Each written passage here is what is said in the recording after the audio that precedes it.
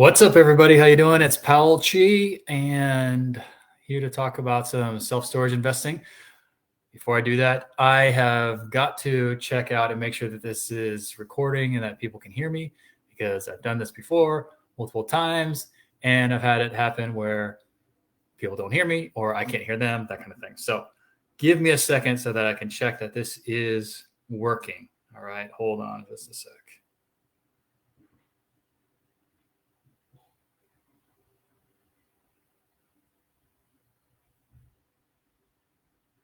Okay, if you're on here and you can hear me, can you you guys can give me a thumbs up or something, or tell me in the comments that you can hear me? That would be great.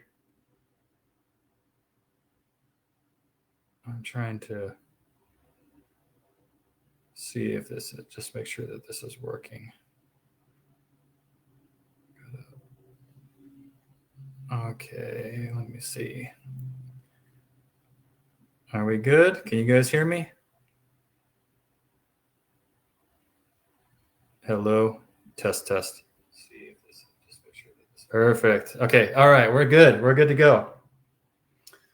We are good to go. Thank you for all those that showing up. Okay, so today, hey, self-storage is an easy asset class to understand, right? But there's always a ton of questions. And I get these questions all the time. And I'm on a lot of forums and I'm on a lot of Facebook groups, and everybody's always asking questions about self-storage. So when you're trying to do it successfully, people want to know things. So in 2023, really, I'm going to spend a lot of time answering questions rather than presenting material. It's really like I'll just answer a lot of questions that I see that are out there regarding self-storage investing. So before we get started, my name is Powell Chi. I'm part of Radiant Storage. I'm managing partner of Radiant Storage. We're the premier self-storage investing team if you were really interested in getting involved and gaining real-world experience in investing in a real deal. If that's something that's interesting to you, feel free to reach out to me directly in the comments. And today, so we're going to take your burning questions. I mean, that's what we're going to do, right? Take some questions. But before we do, if you would like and subscribe so that you stay up to date on all of our material, that would be awesome. Also, if you can, post your questions. So if you have questions right now about self-storage investing or really about investing in general, post your questions in the comments and I'll be able to get to them and read and answer those questions during our session here as well.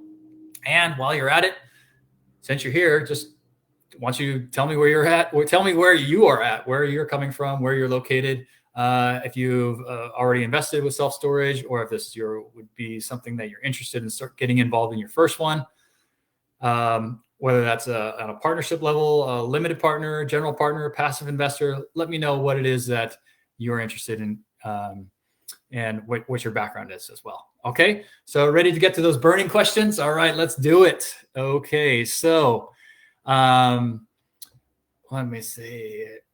Okay, so every week I mentioned I get a ton of questions. A lot of them about like the recession and what's going on with interest rates. I had my last time I did that. I talked about that, about interest rates and how they are affecting self-storage. They certainly are. I will tell you that right now. I mean, I'm involved in obviously acquiring properties, and the self-storage and the interest rates are really affecting the self-storage industry right now. Okay, and especially the lending environment. And I think that's just commercial real estate in general. Okay, so let's start with the first question that I got.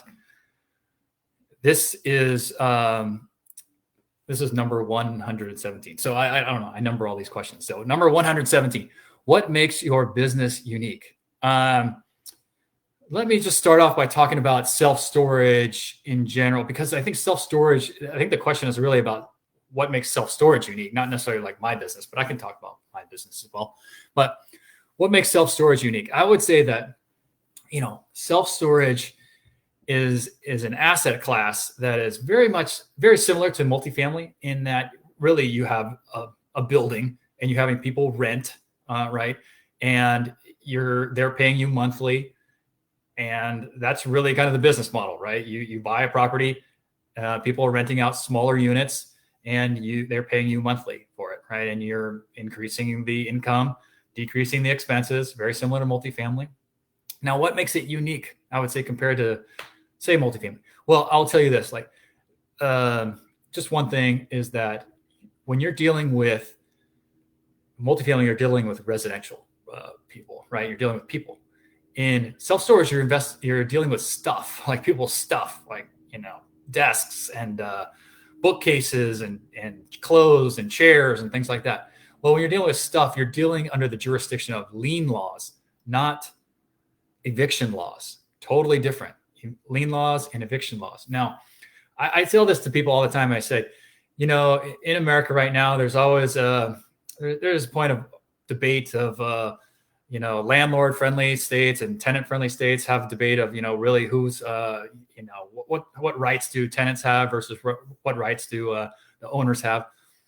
But in general, most people, I would say, across the United States feel probably the same about a landlord for self-storage versus I would say a renter who has stuff. Like, for example, if I have a bunch of stuff that I've gathered, most people do not feel that I have the right to leave it on somebody else's property. I'm going to take all my stuff and I'm going to put it on somebody else's property.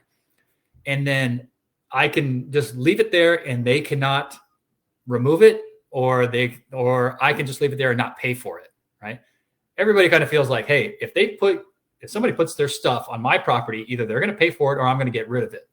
And most people are like, yeah, that makes sense. So the laws are much more in favor for, I would say, self-storage than residential properties, because the laws are built where, hey, if you leave your stuff in our self-storage units and you don't pay for it, we're going to basically get rid of your stuff. And the laws are set up that way, and it's a lot easier to go through that process than it is to go through an eviction.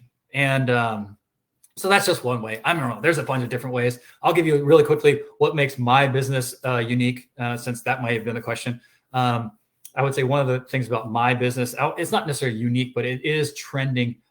We are, not as many people do this as we do, is that we run all of our properties unmanned. So all of our properties are remotely managed. And so we don't have a traditional model where somebody is in the office all the time. Now, that there are good and bad reasons to do that, and that's really just the business model that we've chosen and that we think is going to be successful. And so far, hey, we really like it, and we think that we're going to continue this in the near future as well. Okay, all right. Next question. All right, sorry, I don't know. I hope that answered your question there, but that was number 117. All right, we're moving on to number 66. All right, this question is on pest control. All right, I don't get this question very often, but pest control. Looking for advice on bug and pest control. Is it best to hire these tasks out or do them in-house? Seems to me that spraying for bugs would be cheaper to do on your own versus hiring a company like Ortho or for pest control. Okay, so question is really on contractually, is pest control or these type of expenses something that we should do in-house, or for something that we should do pay for a third party? Now, I will tell you this. I'm answering from my perspective, and my perspective is not everybody else's perspective. Okay. We buy certain properties that are a certain size so that we can afford to have people like pest control or landscapers or fencing contractors or whatever it is, that we can hire professionals to do that. So we don't buy small properties specifically because of that scale that you probably cannot. There's some of these small facilities, you probably can't afford to hire somebody to do these type of duties. You may have to do them yourself. So you have to figure out, okay, should I do it myself or should I just hire this out? But it's really going to cost me a lot of money if I hire this out.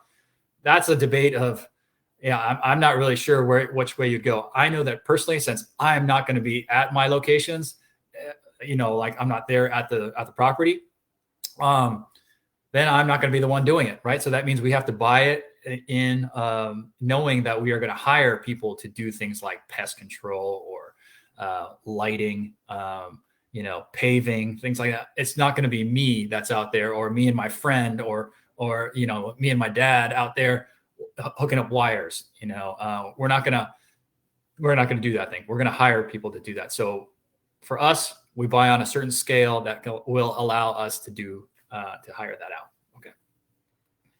Great question though. Thank you for asking. Again, any of you guys who are there in the audience, thank you for joining. Really appreciate you guys joining. Love it if you give me a thumbs up. Well, while you're here, if you would go ahead and ask some questions as well too. Okay. So another question is on rain gutters. Okay, this is question number 41. Rain gutters. What are your thoughts on rain gutters if the area is not surrounded by trees? Okay, so the area is not surrounded by trees, and what are my thoughts about rain gutters? Well, I guess me truthfully, I feel like rain gutters are probably needed whether or not there are trees there or not, right? So when we look at properties, water is one of the serious considerations of like drainage, of like where is the water going in these at these self-storage facilities, right? So we want to look at the grading. We want to look at the flow of water. It's great to go there when it is raining. We've been to a couple of our facilities doing our due diligence when it's raining, and that's just a great time to see where is the water going to go and how fast is it going to travel? Is it going to get stuck anywhere? Going to pool anywhere? And so for me, I'm going to want there to be rain gutters. I'm going to want our rain gutters to be very functional and to be pushing the water in a certain direction, a certain place so that it can drain efficiently, right? And that doesn't matter to me whether or not there's trees there or not. So maybe that's just my understanding of like the trees and the rain gutters. Okay, so all right, let's see what. But thank you for asking. Appreciate the question. Let's get on to the next question. Hey, these are just going to go by fast today. Let's see. Okay, next question here. What do we got? A question on cash customers. Oh, this is a good question. All right, cash customers. Number 73. How do you deal with customers who insist on paying cash? Right? I'd like to eliminate having an on-site manager, but so many of my customers insist on paying cash instead of paying through a credit card. This is interesting because cash customers, I will tell you the first answer, I guess, that I would say is that we just eliminate cash customers right away. I mean, we just do it. No paying cash. We just do not accept cash.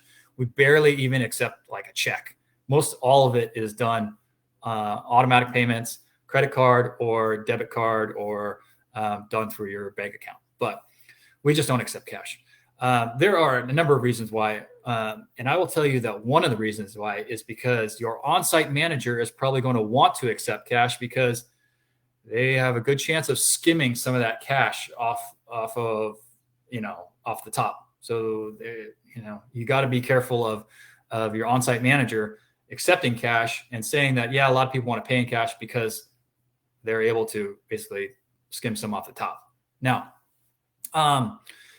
yes, just so in general, how do you insist on them paying cash? I mean, truthfully, you just make them pay cash, and you make them pay in an automatic form, an electronic form.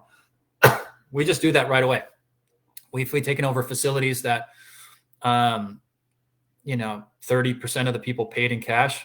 And we're just, as soon as we came in, we just send them a new lease. Here's the lease. You got to pay in this form. It has to be electronic. If you're not going to pay in an electronic form, I'm sorry, but you're going to have to go, right? And then you just get new customers who will pay in the electronic form. And so you might go through a little bit of a headache, but I will tell you, just rip the Band-Aid off of that and get it done very quickly. All right. Okay, let's go with a next question here. Oh, hey, I don't know. This is going to go quick today. That's good because I got to pick up my son pretty quickly here. But this looks to be the last question, unless I got anybody else that wants to add something. This might be the last question of the day here. It's on tenant protection. Okay, is that showing up? Oh, tenant protection. Okay. Sliding in there. When a tenant doesn't sign up for tenant protection, but things have been damaged in the unit from water, do you still offer to pay them something or give them rent for free for a couple of months to avoid bad Google reviews? Okay, so there, I guess it's kind of a question of like, obviously we don't want bad Google reviews. That's not good. We don't want that. However, at our facilities, tenant protection is mandatory. So it's not something that they can say, oh, I didn't think I had to get it, or I didn't, it wasn't optional, right? It's like you have to get it, or you have to get it from us if you don't get it from anybody else, or you have to show proof that you have it from your own renter's insurance.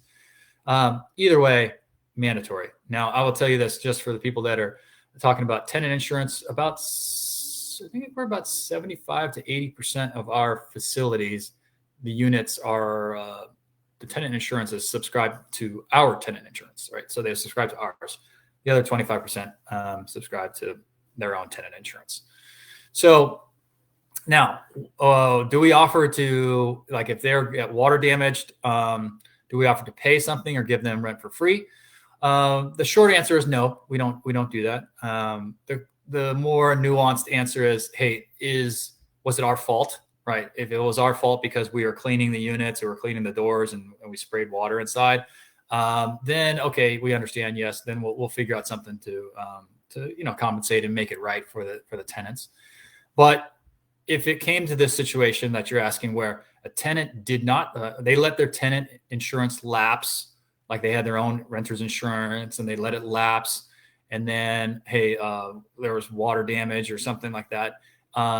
And they didn't have any insurance. No, we're really not going to, tell them like, hey, this is, you can stay here for free or things like that. We just won't really do that. It's really on them to have that tenant insurance and have it in place. So that's kind of our stance. No, will we be flexible and at times? Yeah, we've done that. We've worked with tenants before, but I would say in general, that's the stance we're taking. Okay. All right. So for those of you who are here and listening, I would say that people have asked me about our mentoring program, right? Our program that we have for people who want to be an active partner. If that is something that you are interested in, you want to be an active partner on a deal, and see everything that we do and get involved in a deal right away. We do have a few spots every time we have a deal. And so it's not a lot though. It's a very limited amount of space. And so you can come with us and join us on an actual deal, and we'll show you what's good, what's bad. We'll show you, get you really involved in the deal, and so that you understand and perhaps can take down your own deals at some time, or just join us on future deals as well. Just to point out, it's not really an education program. It's not really like a community program. There's tons of community and education programs out there. They can give you a lot of that. Our program is really meant for people who want to get involved in a real deal and get involved right now, not later on. Okay. So that's it for tonight. In closing, don't forget to give me a thumbs up. I do try to do this, occasionally. And like I said, we'll just answer everybody's questions. So if you do have more questions, post them in the comments. I will take those questions. I will put them into our sheet of questions, and then I'll answer random questions here on a periodic basis. Also, if you are interested in any particular seeing our deals, and fill out that Google form. There's a Google form just in the description, and fill that out. You get to see what kind of deals that we have, and happy to discuss that. Or even there, you'll be able to set up a call with me as well, and we'll have a conversation. Okay. All right, everybody. Hey, great to see you, and I will talk to you soon.